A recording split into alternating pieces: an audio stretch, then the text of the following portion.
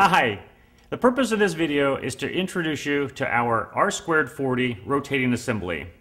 This was specifically designed for vertical axis wind turbines and also designed for our WindRaiser family of wind turbine wings. It is sold as a kit with all of the parts precisely machined and fabricated. See the website for a complete list of all of the items included.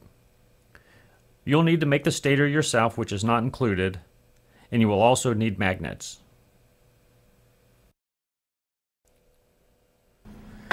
The robust design is based on our 1,000-pound axle and hub. This uses precision roller bearings for high performance and trouble-free operation, even in extreme conditions. The first step is to weld the spindle to the spindle plate. This is then reinforced with an additional bushing.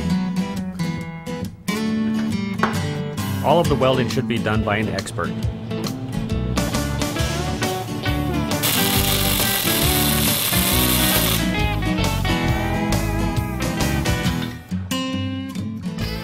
Now we can use this to hold our work as we assemble it.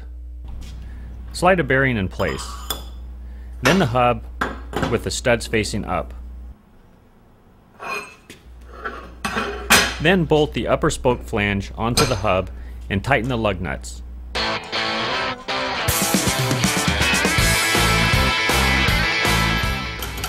The next step is to add the spokes with their spacers and the lower spoke flange. In general, we advise to use a quality thread locking compound on all of the fasteners throughout the assembly.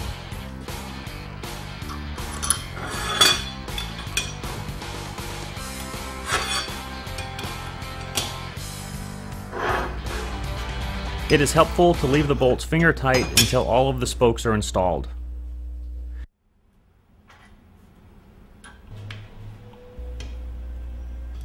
Then tighten everything up.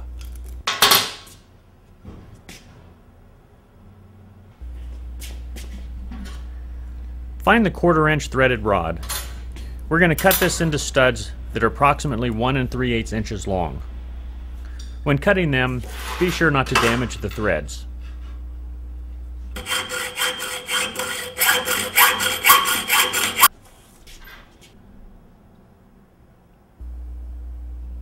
Apply a drop of thread locking compound, then screw these into the lower spoke flange. These studs are used to mount the magnet discs.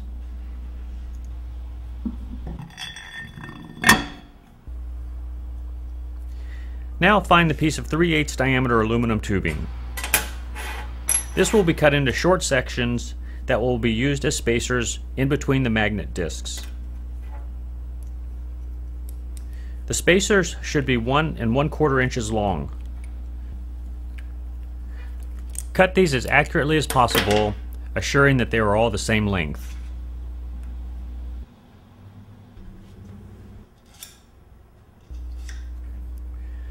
Now put the stator in place. For details on how to make the stator, see our other tutorial videos. Stack several wooden blocks on top of the stator. These will be used to support the second magnet disc. The magnetic attraction between the discs is extremely strong and can cause injury. Never let your fingers get trapped in between them. One at a time, carefully remove each wooden block until the disc is lowered down on the studs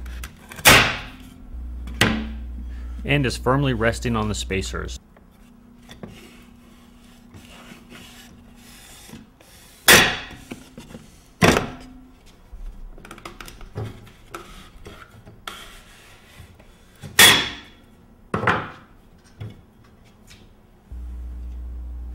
Then install the nuts, tighten them, and lift the entire assembly up off of the spindle.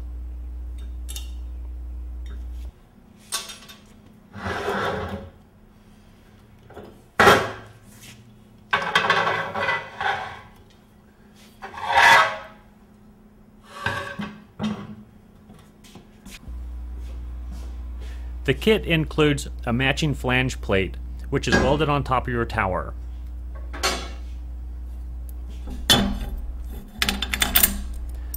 Bolt the spindle and stator bracket to the top of your tower.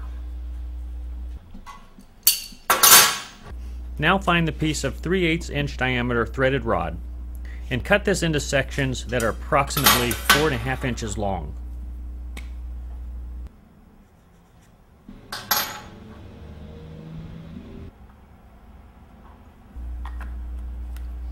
Mount them onto the stator bracket with the nuts and washers provided.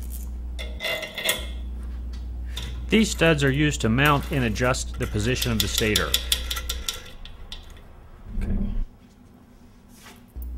The tapered roller bearings are then packed with a quality general purpose bearing grease. This is a messy job, so be prepared to get your hands dirty.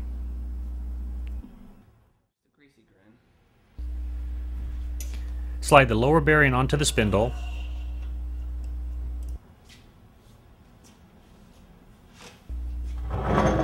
Then add the main assembly.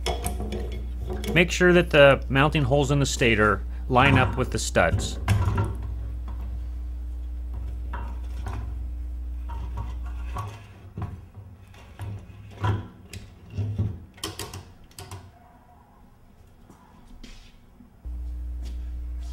Install the top bearing, then the castle nut. Tighten it finger tight, then back it off until the first slot aligns with the cross hole in the shaft. Insert the cotter pin, then bend the legs over.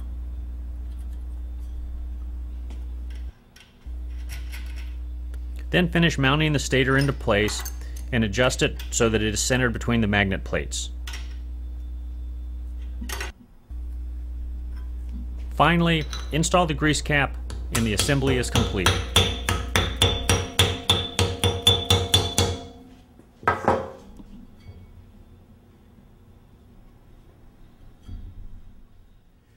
Well, we hope this video was helpful. Keep an eye on our website for upcoming videos, and thank you for watching.